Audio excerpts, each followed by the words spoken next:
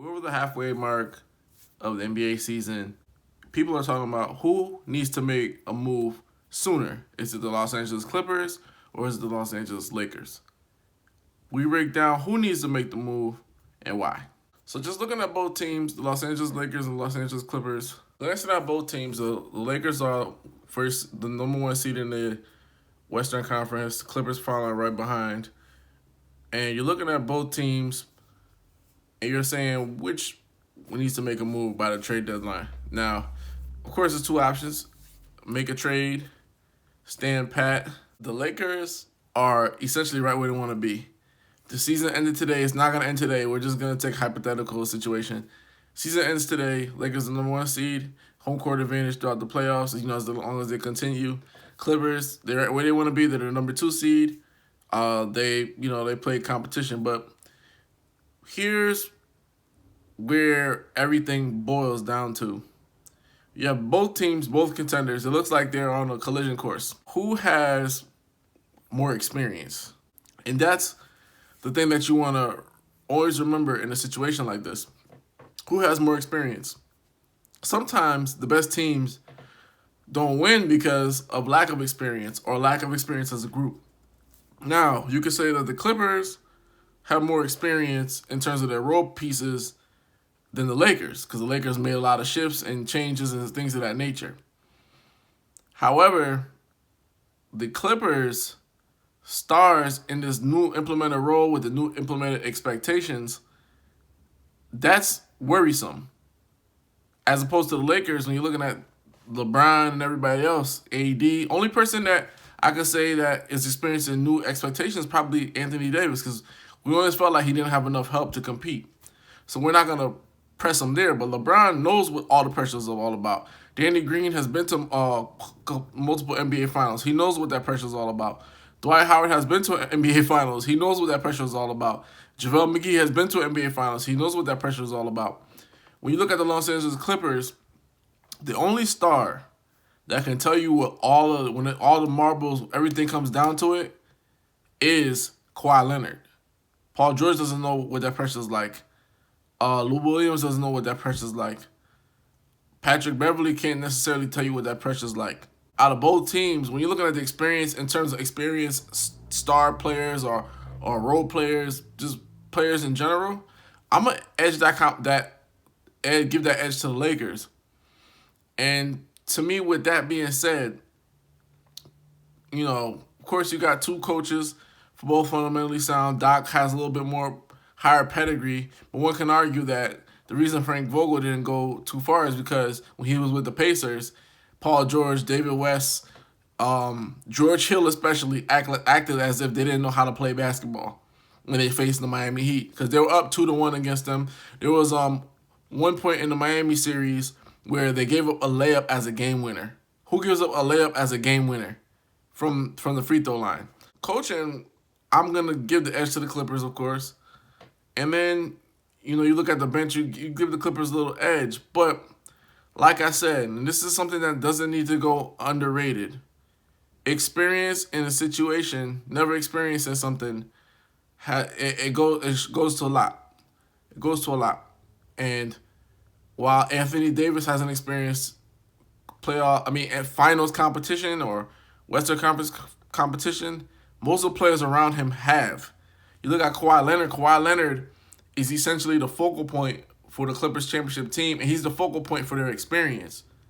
A lot of guys have playoff experience, but never to that higher echelon of playoff experience.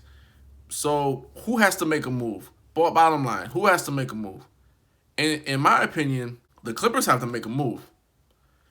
I know everybody's like, well, Kawhi is resting. They're monitoring his minutes. I have no problem with that. I have no problem with your conjecture about that. However, when it comes to being in the finals or Western Conference Finals, pushing the limits, Lakers have that down pat. See, they might not have all of the skill or the shooters that the Clippers have, but they got this. And they play into their strengths.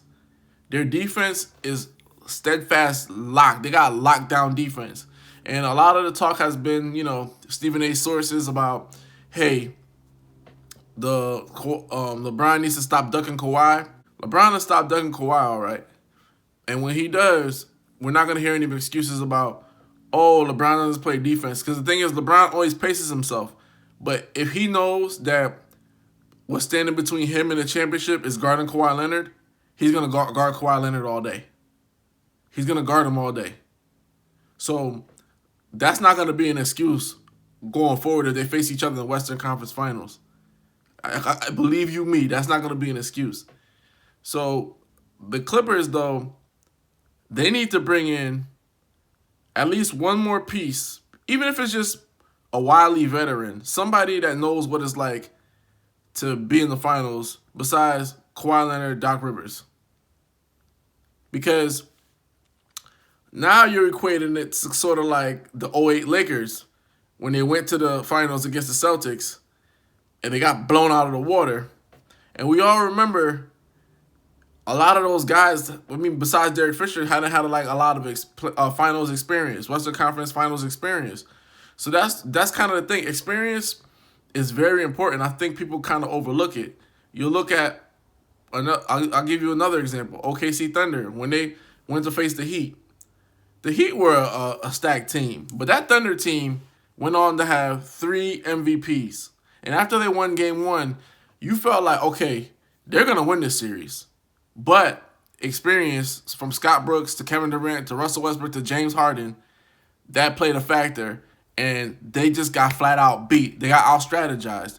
And to me, when you have a coach like LeBron James on the court and you have a coach like Frank Vogel who knows his X's and O's and guys that play to their strengths, you don't see JaVale McGee shooting a lot of threes. You don't see all of this crazy three-point shooting or crazy guys try to play the new way of basketball with the Lakers. They're playing an old-school form of basketball.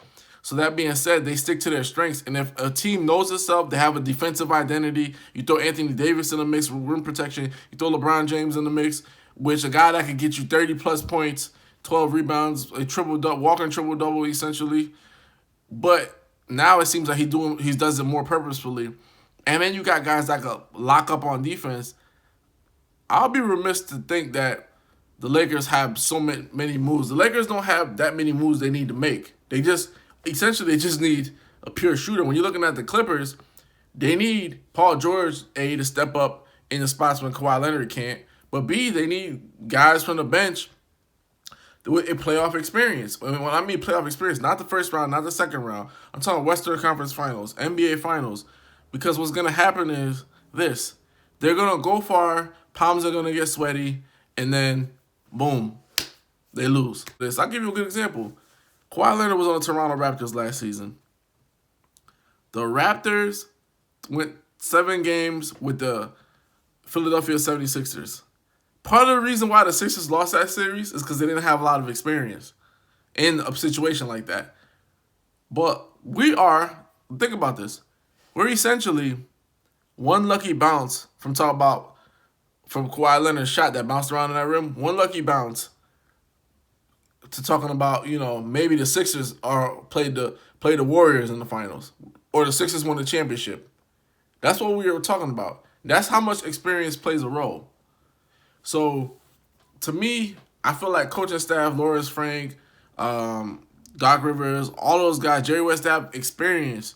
But when it comes down to the players, I trust the Lakers more experience-wise. Because you're even looking at Paul George.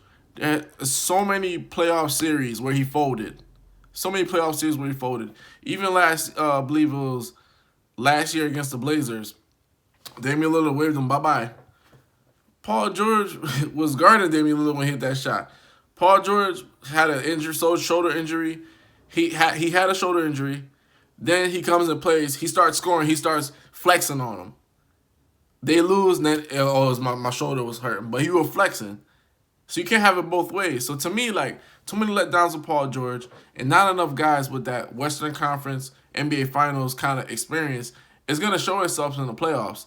The Clippers, they're going to play series, and you can mark my words, because they look like a deep team. They look well put together, but they're going to play series where teams are going to take them 6, 7 games when they shouldn't.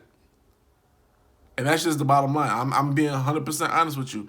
teams are going to take Clippers 6-7 game series because although Kawhi Leonard knows what he's doing, we don't know the status. Is he going to be 100% healthy every game?